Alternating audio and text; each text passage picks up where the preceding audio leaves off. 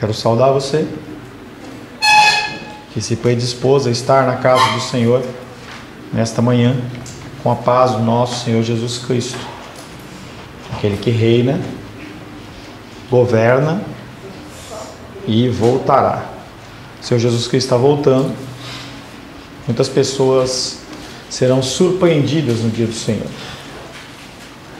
As pessoas, elas estão acostumadas com outras oportunidades e chances, e o dia do Senhor, ele será terrível.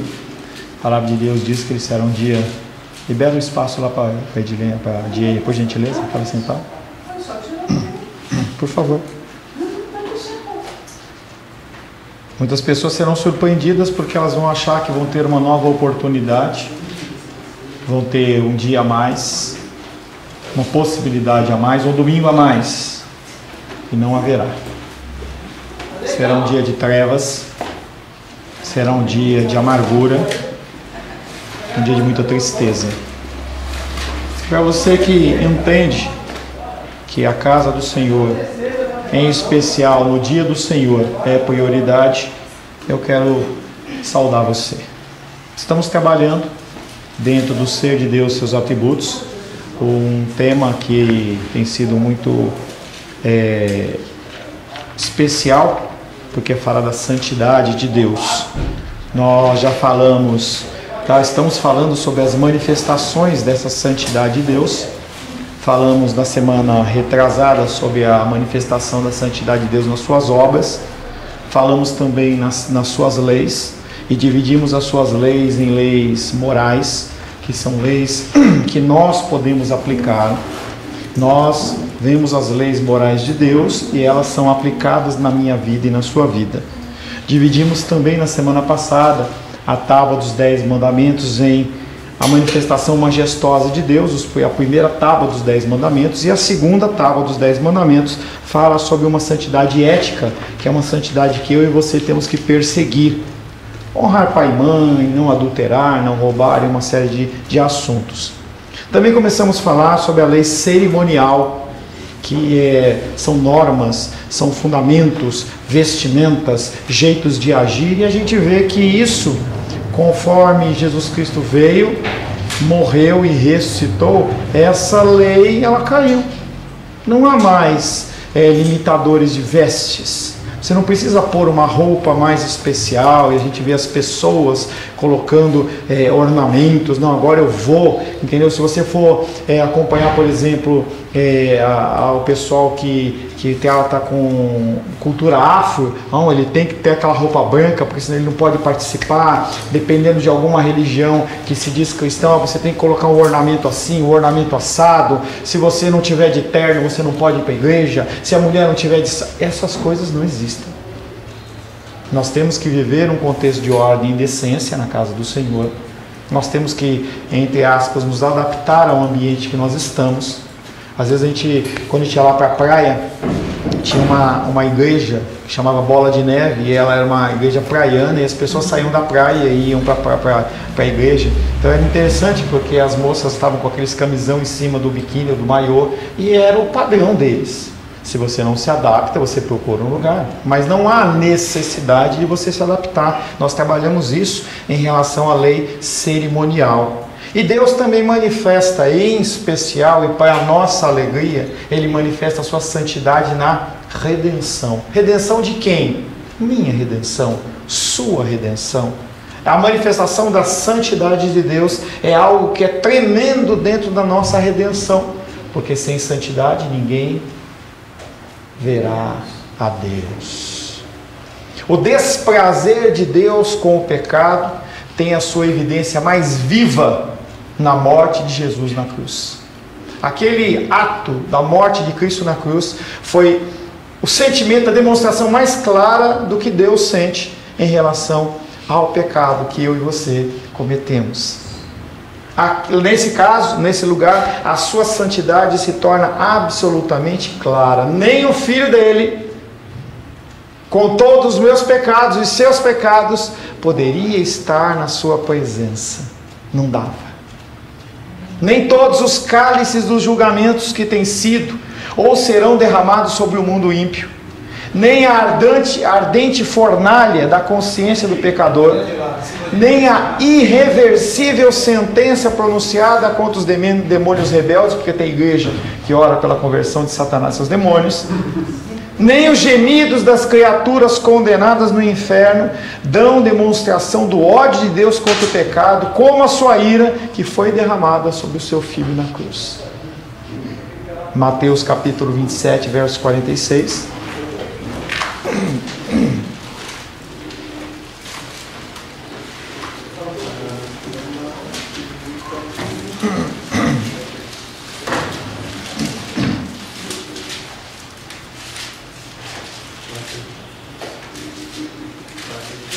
Vinte e sete, 46.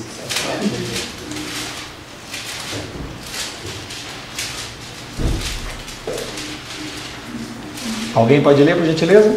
Por volta da hora nona, clamou Jesus em alta voz, dizendo: Eli, Eli, lama sabachthani, que quer dizer: Deus meu, por que me desamparaste?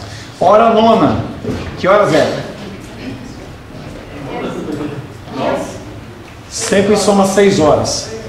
Tá? Quando você vê hora terceira, é mais 6. Hora nona, 15 horas. O que acontecia 15 horas da tarde, quando Cristo estava morrendo? O sacrifício da tarde. Tá? Então no templo estava ocorrendo o sacrifício dos animais que eram praticados diariamente. O sacrifício da tarde era praticado na hora nona. Foi exatamente a hora que Cristo foi crucificado, morreu. E naquele momento ele executou o último e mais perfeito sacrifício. Os judeus sabiam disso. Então na hora nona, Jesus Cristo, ele estava grudado na cruz do Calvário, com o prego nas mãos, nos pés. Estava numa posição que ele não conseguia respirar, porque aquela posição a força que Jesus tinha que fazer era de manter o corpo reto, porque quando vai fazendo assim você vai tendo dificuldade de respirar. Ele já estava lá algumas horas naquela posição, e ele não deu ele deu um grito, ele deu um brado, porque foi uma situação de desespero. Não foi uma coisa simples, como você corta o seu dedo no papel assim, ai não. Ele deu aquele brado e falou: Deus meu, por que me desamparaste? A única vez em toda a eternidade, antes daquele momento e depois daquele momento que ele tinha ficado longe do Pai. Eu estava viajando, essa semana viajei lá para Águas de Lindóia, ajudando lá na organização do evento, e evento de aconselhamento bíblico. E aí o pastor que estava comigo, a gente estava almoçando, e ele recebeu uma foto da esposa dele que estava indo viajar, e agora para Planaltina, né? Foi sexta e sábado. Quando ele olhou aquela foto, ele começou a chorar de saudade da esposa, do filho e das 2 filhinhas. E ele entrou numa convulsão de choro ali, entendeu? A gente sabe que não é normal, mas aconteceu uma emoção nele. Ele estava há 3 dias sem ver a família dele. Imagina o coração de Cristo, acostumado a ver o Pai por toda uma eternidade. Naquele momento, e o Pai não poderia olhá-lo, porque ele estava com o meu pecado sobre os ombros do seu pecado. E ele fala: Deus meu, por que me desamparaste? Esse grito mostra a maior manifestação do desagrado de Deus com o pecado. Não há forma de punir o pecado sem punir o homem. Tem que haver punição. Aquele contexto que a gente tem quando nós cometemos algo contra um terceiro e fala assim: desculpa qualquer coisa, isso não existe. Tá? Quando você comete um delito contra alguém, você tem que se arrepender do seu pecado. E você tem que dar nome para ele. E se for necessário, você tem que inclusive restituir. Não só o dano, mas uma porção maior. Que foi aquilo que a gente falou na semana passada. A figura de Zaqueu. Ele era uma pessoa que ele era como se fosse um agiota. Ele falou: eu vou devolver o que a lei manda, e vou colocar mais ainda para mostrar que eu estou arrependido mesmo. Contudo, não está debaixo da necessidade de punir o pecador pessoalmente, graças a Deus. Se Deus tivesse que punir o pecador, nós estaríamos perdidos.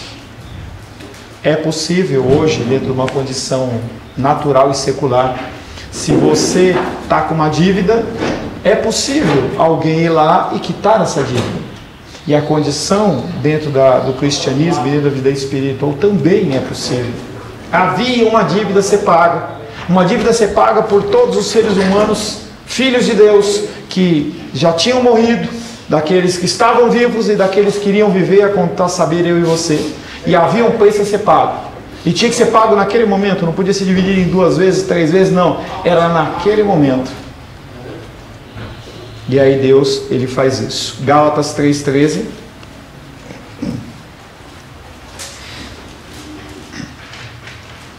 Gálatas 3,13. Cristo nos resgatou da maldição da lei, fazendo-se Ele próprio maldição em nosso lugar, porque está escrito: maldito todo aquele que se for pendurado no madeiro. O próprio Filho de Deus foi considerado maldito.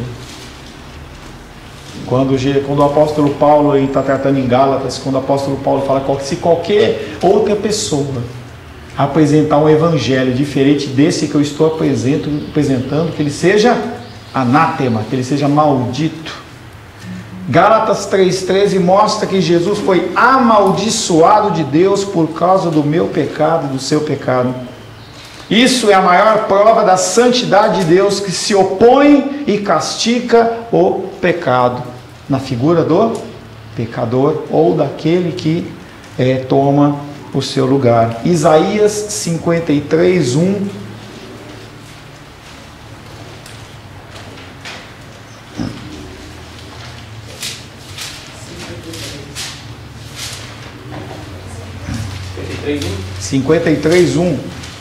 Quem creu em nossa pregação é a quem foi revelado a quem foi revelado o braço do Senhor. É a quem foi revelado o braço do Senhor. E a quem foi revelado o braço do Senhor. 53:1. Quem creu em nossa pregação. Espera aí que está faltando o texto. Assim causará admiração às nações e aos reis fecharão a sua boca por causa dele. Verso 4, por gentileza. É o 4? 53:4. Eu anotei errado. Certamente ele tomou sobre si as nossas enfermidades e as nossas dores, levou sobre si e nos reputávamos por aflito, ferido de Deus e oprimido. Verso 10. Todavia, ao Senhor agradou moê-lo, fazendo-o enfermar quando der a ele a sua alma, como oferta pelo pecado. Verá a sua posteridade e prolongará os seus dias, e a vontade do Senhor prosperará nas suas mãos.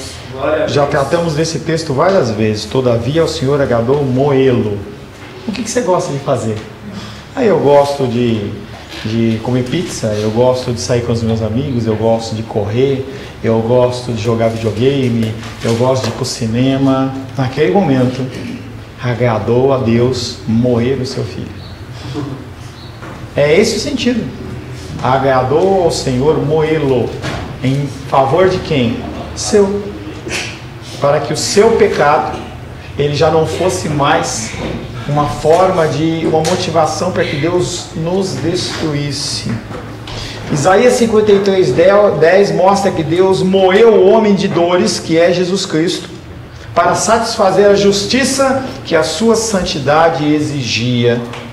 Deus ama tudo o que está de conformidade com a sua lei. Que lei? Lei moral. É a que nós conseguimos seguir. E odeia tudo o que é contra ela. Provérbios 15:26. Alguma outra pessoa que saiba ler, por gentileza? Provérbios 15:26.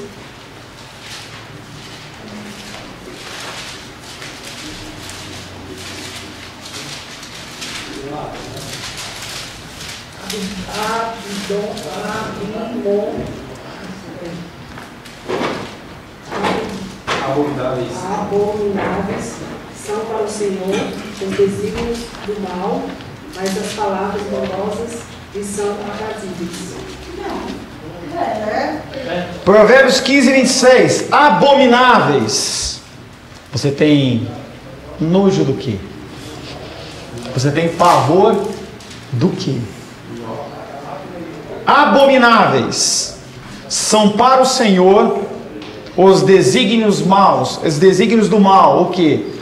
Você agindo de uma maneira errada. Quando você age de uma maneira errada, para Deus você é abominável. E só não é destruído e consumido porque Jesus Cristo já pagou o preço pelo seu pecado. Deus ama tudo que está de conformidade com a sua lei moral e odeia tudo que é contra ela. Deus é necessariamente santo e não pode permitir que o homem fique sem a penalidade.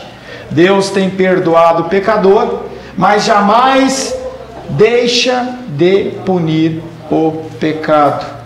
Para que o pecador seja perdoado, outro, a saber, Jesus, teve que tomar o lugar do pecador, pagando o preço do pecado, porque sem derramamento de sangue não há remissão de pecados. Hebreus 9, 22. Você não está achando, Edilene? Não está com vergonha? Não, estava. Não, você não leu nenhum ainda. Eu estou achando assim. Eu li a primeira. Ah, bom, então desculpe. Hebreus 9, 22. Com efeito, quase todas as coisas segundo a lei se purificam com sangue, e sem derramamento de sangue não há remissão. Remissão do quê? Dos pecados. Naquela época, o que acontecia? O animalzinho ele tinha que ser sacrificado para que houvesse uma demonstração do seu arrependimento. Foi a forma que Deus assim o determinou. Uma forma que perdurou até o sacrifício de Cristo na cruz. Então o bichinho era morto, o sangue era derramado. Havia o entendimento de que a pessoa ela tinha realmente se arrependido por causa daquele sacrifício. Fale dos reis. Você ia perguntar alguma coisa? Por que você não entendeu? Não entendi, não achei. Ah, não achou? Hebreus, lá na frente. Não achar nunca. Aí você está para trás. Hebreus 9, 22. É lamentável que a doutrina da santidade de Deus não seja enfatizada nos nossos dias. Só uma dúvida. Por exemplo, essa remissão, que era necessário sacrifício. Então exigia um arrependimento. Esse arrependimento é que a pessoa gostava do animalzinho ou pelo valor, pelo prejuízo? Pelos dois. Havia o contexto do prejuízo, que é uma forma. Então uma coisa é você falar, eu te amo muito. E outra coisa é você trazer, que nem hoje a Menida trouxe as florzinhas para a rua. Uma coisa eu falo assim, eu gosto de você. Outra coisa é você falar assim, olha, eu passei ali, vi umas florzinhas, eu estou trazendo isso aqui porque eu quero demonstrar. É uma demonstração a mais, é uma forma a mais que Deus determinou como uma forma para que ele aceitasse o pedido de perdão. Dentro da cultura hebraica, judaica, há um dia do perdão, chama Yom Kippur, em que as pessoas elas iam ao templo para fazer o quê? A oferta no templo pelo pedido de perdão dos seus pecados. E aí é um texto que é mal colocado, eu não lembro o endereço, em que ele fala assim, se você estiver perante o altar e lembrar que você tem alguma pessoa que tem alguma coisa contra você, você deixa a sua oferta, vai lá, se reconcilia com a pessoa e aí você volta. Porque como é que você pode fazer isso? Aí as pessoas fazem o quê? Pega esse versículo, distorce tudo, tira do contexto, mas o contexto é, como é que você pode pedir perdão a Deus se o próximo que convive com você não está alinhado? Nós temos que pedir perdão primeiramente a Deus. Sempre o nosso pecado sempre se refere primeiramente a Deus. Se eu adulterar, primeiro com Deus. Por isso que quando nós tratamos com pessoas, a primeira coisa que a gente tem que fazer é restabelecer o relacionamento dela com Deus. Não é ela, o meu marido briga comigo, a minha esposa não faz comida. Não é isso. Você tem que entender o relacionamento seu com Deus. Quando você entende isso, quando isso é alinhado, naturalmente esse relacionamento horizontal também se alinha. Naturalmente. Agora, o que acontece? As pessoas não têm um relacionamento com Deus e querem conviver com homens pecadores. Aí não dá.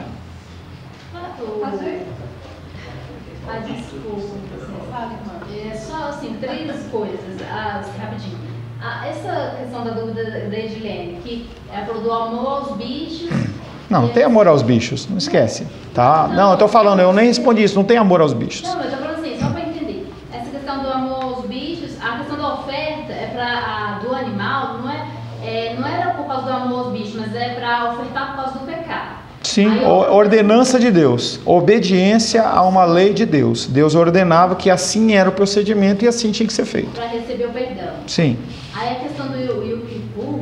É um dia do perdão, que havia um dia do perdão específico para que as pessoas pudessem ir lá se corrigir com o Senhor se não tivessem feito durante o tempo. Então, corrigir. aí você vai primeiro pedir perdão para a pessoa, depois você dá a oferta, faz a oferta. Não, conclui a oferta. não, o versículo diz, você vai no dia do perdão oferecer a sua oferta.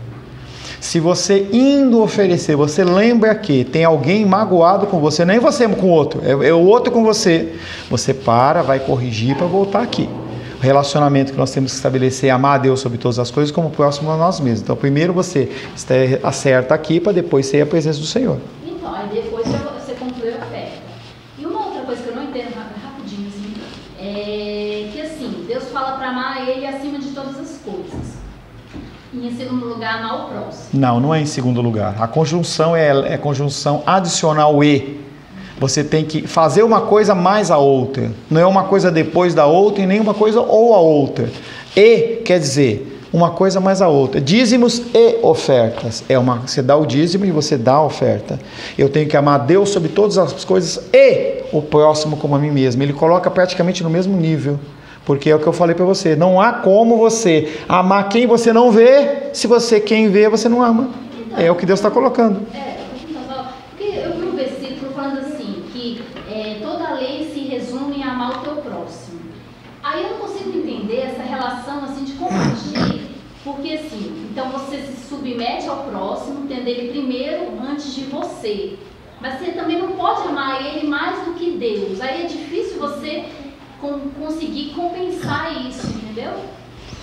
Não vejo dificuldade com isso, são duas coisas diferentes que se completam. Não vejo dificuldade. Amar o próximo, submeter a ele vem antes. Sim. E o que tem a ver isso com o amor de Deus? Colocar ele acima de Deus. Sim, tudo bem. É difícil. Amar não é eu amar de devotar, eu amo a minha esposa, mas não quer dizer que eu vou amar ela mais do que eu amo a Deus. Isso é idolatria. Não, aí idolatria, aí muda. Entendeu? Aí falando de serviço. O amor ao próximo é questão de serviço, não é amor de idolatria. É o amor tanto que no dia do Senhor a única opção para você não vir à casa do Senhor é a ação da misericórdia. Eu estou vindo para cá, a irmã dos reis me liga e fala assim, pastor Paulo, acabei de cair, me ajuda. Eu venho para a igreja e vou ajudar ela. Eu vou ajudar ela. Que é o contexto de Jesus Cristo no sábado, ou dia do descanso.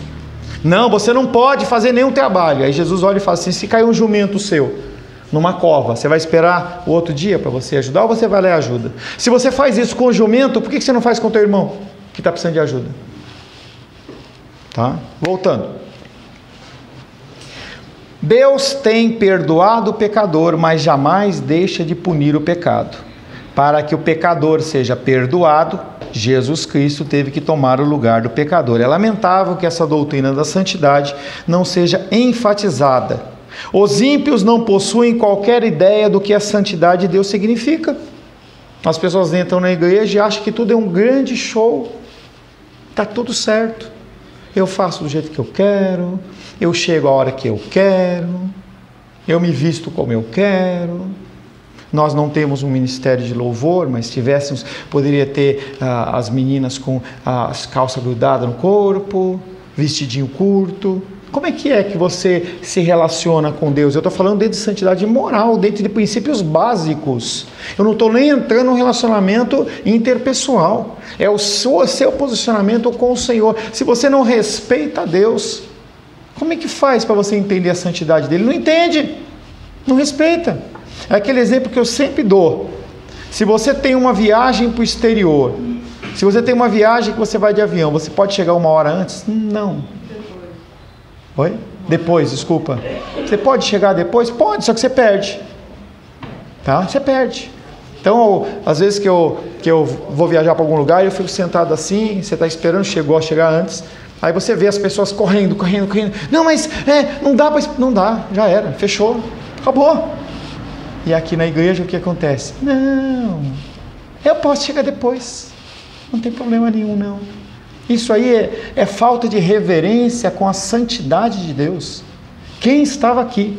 Tem um cantor chamado Matos Nascimento que ele cantava: quando eu cheguei aqui, o Senhor já estava no meio da igreja, ele passeava. É realidade isso. E aí você chega a hora que você quer, você faz como você quer. Não há respeito em relação à santidade de Deus. As pessoas elas não conseguem entender e nem querem. Os ímpios não possuem qualquer ideia do que a santidade de Deus significa, mas isso não é admissível entre os filhos de Deus. Opa! Será que se você é uma pessoa que é relapsa em relação ao horário com o Senhor, será que você é filho de Deus? Quem sou eu para dizer quem é e quem não é? Você entende que tem sinais? Eu não tenho como dizer, eu sou. Há sinais, há respeito. Há respeito. Aí a pessoa chega e vamos comer aquela pizza lá. E o pastor cantando, louvando ao Senhor. O irmão está lá orando, bate no ombro do irmão. Irmão, e aí? Porque os crentes a ignoram, possuem um conceito errôneo sobre o Deus em que creem. Todos precisam ter a ideia de um Deus amoroso, mas que nunca deixou de ser vingador. Esse Deus vingativo, ele é vingativo, não tira o amor dele do aspecto dele. Ele consegue ser amoroso e vingativo. Para nós é impossível isso. É o que eu já falei. É como se nós mudássemos um seletor. Ou é 110 ou é 220. Ou é amoroso ou é vingador ou vingativo. Deus não. Deus consegue. Todos precisam ter esse entendimento que essas duas facetas de Deus não se excluem. Ao contrário, elas se tornam evidentes no sacrifício de Jesus Cristo, que foi a forma dessas duas coisas, dessas duas situações serem mostradas ao mesmo tempo. Naquele momento, ele demonstrou todo o amor dele ao mundo, porque Deus amou o mundo de tal maneira que deu seu Filho unigênito, para que todo que nele crê não pereça, mas tenha vida eterna. Mas ali ele estava cheio de ódio, ira santa. E não venha me dizer que você tem ira e não peca, não. Aquela ira divina de Deus, uma ira motivada pela sua santidade. É como a gente fica indignado quando... eu lembro que meu pai contava uma história que uma vez no Dia das Mulheres, ele pegou e comprou flores para as mulheres lá do departamento. E aí ele foi andar no departamento, depois viu a flor no lixo. Ele chamou a funcionária e falou assim: isso é falta de respeito. Não, é porque eu estou magoada, porque o meu namorado ele brigou comigo. E aí ela demonstrou a ira dela em relação àquilo. Deus, quando olha para mim e para você pecando, ele sente esse tipo de coisa. Ele só não nos consome porque há o sacrifício de Jesus Cristo sobre a nossa vida. Somente. Oi? Não tem mais. Aquele sacrifício das 3 horas da tarde, há 2000 e poucos anos atrás, dentro do nosso temporal, e antes da fundação do mundo na glória, foi o sacrifício perfeito e definitivo. Não há mais sacrifício. Você não precisa ir de joelho para lugar nenhum. Não precisa, agora eu vou fazer para que Deus me aceite. Hoje é dia de Santa Ceia. Então, para que Deus me aceite, eu vou ficar 2 dias sem comer, ou eu não vou ver televisão. Não tem mais isso. Pastor. Fala dos reis primeiro. Pode falar. Eu tenho aprendido com você que Deus não se arrepende. Deus não muda nada do que quem quiser ficar pode ficar. Porque o que ele diz vai se cumprir e está se cumprindo. Jó 42:2. Nenhum plano de Deus pode ser frustrado. O que ele falou que vai acontecer, vai acontecer.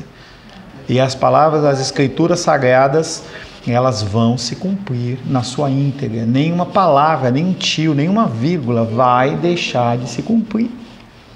E a gente olha para esse mundo tenebroso e pecaminoso, e isso aí é cumprimento da ordem do trabalhar de Deus.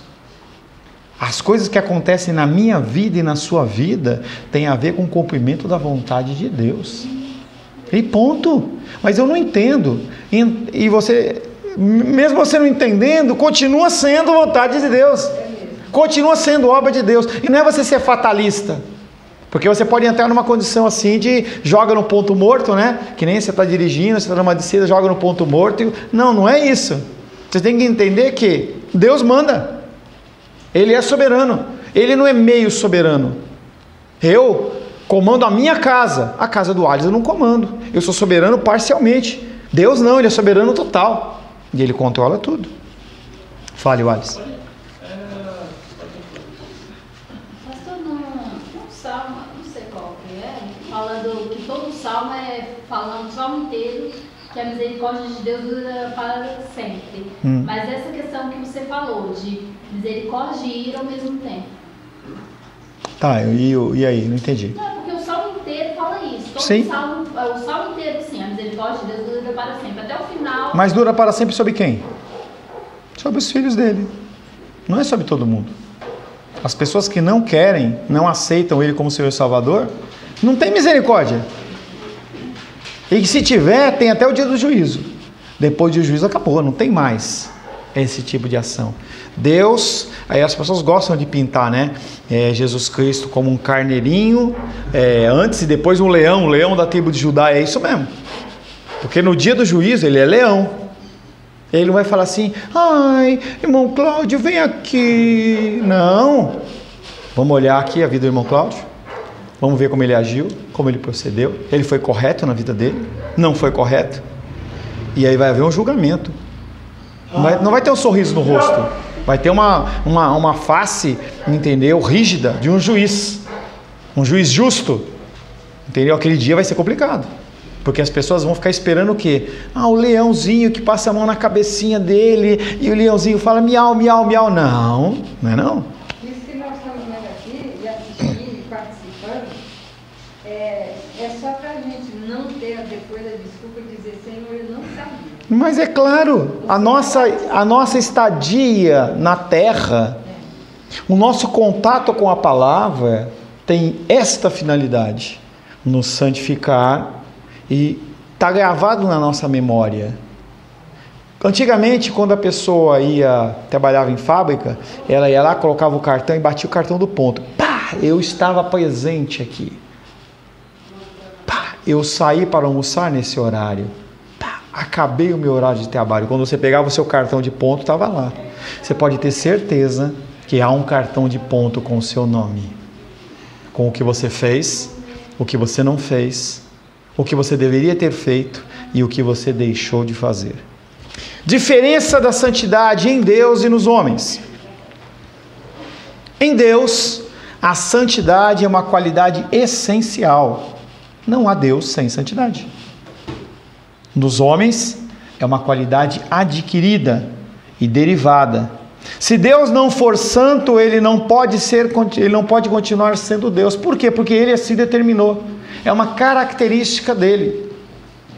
Característica de Deus, santidade. Se ele não tiver santidade, ele deixa de ser Deus.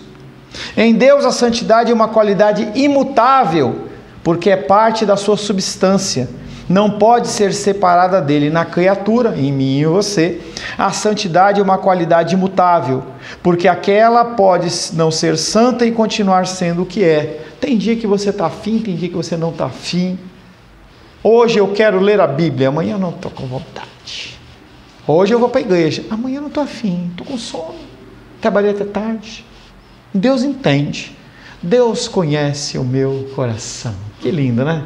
Parece uma frase tirada de uma música do dia 12 de junho, né? Dia dos Namorados. Deus conhece o meu coração. E como conhece? É por isso que ele matou o filho dele na cruz, porque ele conhece o seu coração. Em Deus, a santidade é uma qualidade imutável, porque é parte da sua substância. Na figura do homem, não. O homem não é assim. Deus criou o homem santo e, no entanto, ele deixou de ser santo. A santidade é uma qualidade separável dos homens. Se a santidade dos homens fosse imutável, Adão não tinha pecado. Por que Adão pecou? Porque a santidade dele não era algo que era inerente a ele. Foi depositada a porção de santidade de Deus na vida dele. Então ele, como ser humano, podia ser santo e podia não ser santo. Eu posso ser santo e posso não ser santo. Eu posso guardar o dia do Senhor, como posso não guardar. Eu posso adulterar, como não adulterar. Eu posso roubar, como eu posso não roubar. Essa característica em Deus, ela não é possível. Tem um versículo que fala: Deus opera em nós tanto querer como efetuar. Então, é como se a gente fosse só... Até a Bíblia fala, né? Que somos um vaso, mas a excelência, todo poder e excelência é Deus. É como se a gente fosse só um vaso e Deus que opera esse querer e esse realizar. Entendendo que é a nossa responsabilidade. Lembre-se sempre do carro na banguela. Você não é um carro na banguela, em que Deus está dirigindo, você não precisa fazer nada. Eu cruzo o meu braço e Deus faz o que Ele quiser. Não é assim. Ele faz o que Ele quiser, mas eu tenho a minha responsabilidade. Eu tenho a minha parte a ser feita. Deus, Ele te proporciona os elementos e Ele vai te cobrar. Aquele a quem muito é dado, muito é cobrado. Se uma pessoa ela vive no Oriente Médio e não tem uma Bíblia, não vai ser cobrada como você, que você olha a tua prateleira, você tem uma série de versões da Bíblia. Vai ser diferente a cobrança. É diferente. Tá? Ele é justo. Em Deus a santidade é infinita, no homem ela é finita. Deus é santo por excelência, porque a sua santidade está vinculada aos seus outros atributos, que também são essenciais. Deus tem um amor, mas um amor santo. Ele tem uma justiça, mas Ele tem uma justiça que ela é santa. Não dá para desvincular. Deus não muda, é absolutamente verdadeiro, é puríssimo em seu amor. A santidade no homem é finita porque é derivada. Quando a redenção for concluída, no dia do juízo, quando tocar a trombeta, vai se concluir a redenção. Hoje nós estamos meio redimidos. Redimidos, mas ainda não. Salvos, mas ainda não. Na glória, mas ainda não. Quando tocar a trombeta, o seu corpo vai ser transladado para os céus e no meio do caminho você vai passar por um processo de limpeza. Quando você chegar na presença do Rei, você vai estar semelhante a Ele, como Adão, mas sem pecado, sem possibilidade. Não vai haver, depois do toque da trombeta, depois dessa limpeza nossa, essa iniquidade, essa possibilidade de pecar vai ser retirada de nós. Senão ia ter uma segunda rebelião no céu, uma terceira, quarta, quinta, sexta. Ia ter o planeta Terra 1, 2, 3, 4, 5, 6, 7. Jesus Cristo ia morrer na cruz 1, 2, 3. Não, é uma vez só. Naquele momento, quando nós subirmos, essa característica que nos permite pecar vai ser retirada. E nós vamos ter a mente como a de Deus, como a de Cristo. Nós vamos entender o juízo. É aí que vai ser a amargura para mim e para você. Porque naquele momento você vai lembrar, poxa vida, naquele dia eu podia ter feito isso e ia ter esta consequência. E aí você vai lembrar do seu pai, da sua mãe, do seu irmão, do teu tio, do seu amigo, da sua amiga. Você vai lembrar das pessoas que te cercam. E aí aquele momento vai ser um momento de amargura, porque você vai ter a consciência de Deus. E você vai lembrar quanto tempo eu desperdicei nisso, quanto tempo eu deixei de fazer aquilo, eu podia ter me dedicado mais, eu podia ter feito isso. Vai ser um momento de amargura. Vai pro céu, vai de cabeça baixa. Vai.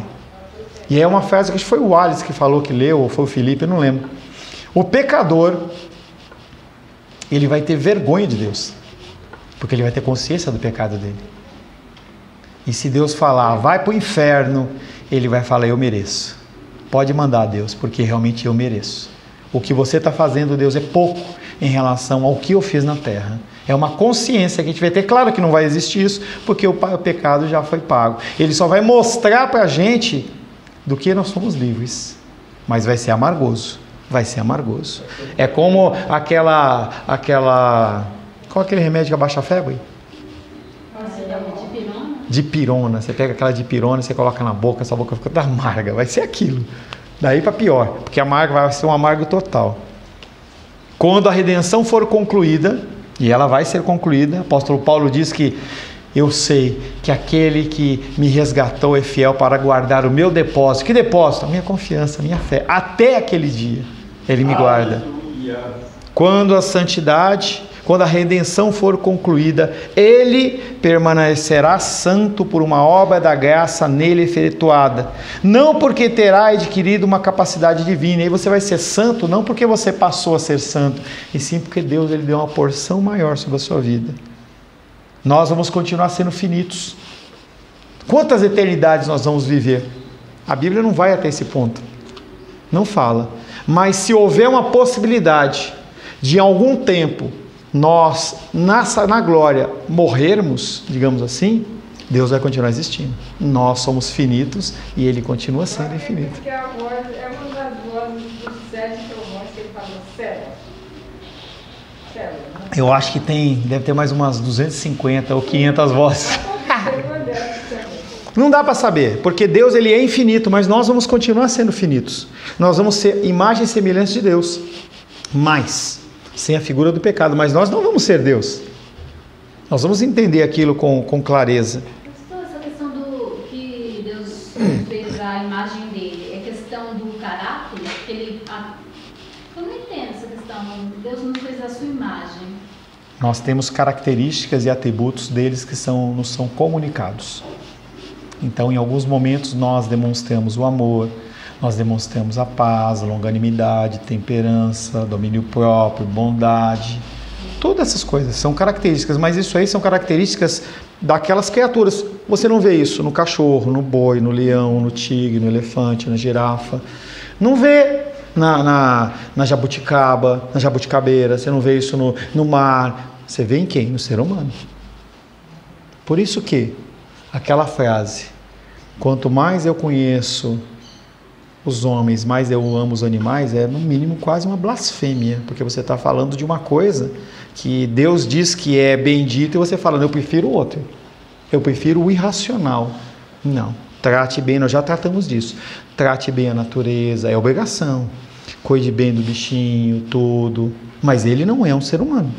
Mas ele dá demonstrações de afeto. Ele dá demonstração de afeto a partir do momento em que você o alimenta, você cuida dele. Tira isso. Você vê um pitbull. Você vê pitbulls dóceis e você vê pitbulls que são assassinos. Qual a diferença? Como você cuidou dele. É um amor recompensativo. É. Um amor interesseiro. Se você pega um leão que é destruidor e ele reconhece quem cuidou dele da infância dele, ele tem um tipo de negócio. Mas se essa pessoa começar a maltratá-lo, ele vai morder e vai matar ele. O animal não tem consciência. Você colocar um animal perante um espelho, ele olha para aquele espelho e ele vai latir contra o espelho, porque ele vai achar que é um outro animal. A condição de uma semelhança de Deus, esses atributos de Deus, não está no bicho, está em Deus. E a palavra não é essa, mas vamos ficar com a do Alice. Recompensativo. Entendeu? Chama uma coisa dentro do conceito secular, uma palavra em inglês chama behaviorismo. Você trata comportamento. A gente vê bastante isso em Super Nanny. Entendeu? Que você cuida da criança ali e tal, mas leva ela para o shopping. Lá ela dá show, porque não tem o cantinho de uns queiros e tal, está acostumado. Você pega um macaco e você fala para ele apertar um botão. Quando ele aperta o botão, você dá uma banana para ele. Ele fala, opa, ele relaciona uma coisa com a outra. O golfinho lá naqueles parques da Disney, por que ele faz aquele show? Porque ele sabe que depois ele vai ganhar o quê? Um peixinho. E se ele não fizer, ele não ganha. É tudo na base da troca, recebe e ganha. Mas tem muita gente que tem esse amor. Todo mundo tem. Todos têm. Mas isso é a coisa do nosso pecado, que nós vamos perder isso na glória. O nosso amor, ele é diferente do amor divino. O nosso amor é interesseiro. Não há uma ação que nós cometamos na terra que seja uma ação que provém do nosso coração como benigna, vem de Deus. Deus ele nos utiliza como uma ação benigna, mas não procede do meu coração, porque do coração nosso procede morte, adultério, roubo, assassinato. É do meu coração que procede isso. E se a gente não guarda, se você guarda o seu coração, o que acontece? Você tem um coração bendito, mas o que acontece é que a gente não guarda, que a gente expõe ele a tudo. É como você pegar um pedaço de carne e deixar ele fora e achar que ele não vai apodrecer, ele apodrece. O nosso amor, ele é compensativo. A gente vê isso aí em casamento, em amizade, na igreja. A pessoa está aqui, pastor, que legal a sua palavra, e eu gosto, e eu amo, e a igreja é maravilhosa, e eu amo Alice, eu amo Edilene. Aí uma hora para outra chega e fala assim, estou indo embora. Mas o que aconteceu? Eu cansei, eu vou para lá. As pessoas, elas largam e saem de relacionamentos, quaisquer que sejam. Eu quero é ser feliz. Dá desculpa. Entendeu? Olha lá no grupo. A irmã não vai dar desculpa porque não apertou a minha mão. Nós precisamos, esse é o nosso pecado. É o nosso pecado. Semana que vem nós vamos falar da ação da santidade de Deus. O que é essa ação de Deus? A gente age como? O primeiro tópico que nós vamos estudar, se Deus assim o permitir, é a evangelização através do princípio da santidade. Senhor, em nome de Jesus, louvamos, adoramos e bendizemos o Teu nome. Agradecemos pelo Teu amor e a Tua graça. Queremos, Pai, que ser santos como o Senhor é santo. Mas o nosso coração, ele é um coração recompensativo. Não sei se existe essa palavra, mas é uma palavra que realmente mostra que nós gostamos do tomar lá da cá. Que nós possamos cada vez mais ser pessoas que entregam o seu coração ao Teu amor e à Tua graça de uma medida, Senhor, que não seja uma medida de querer algo em troca, mas simplesmente no sentido de nos doarmos ao próximo. Te louvamos, adoramos e bendizemos em nome de Jesus. Amém. Glórias ao Senhor.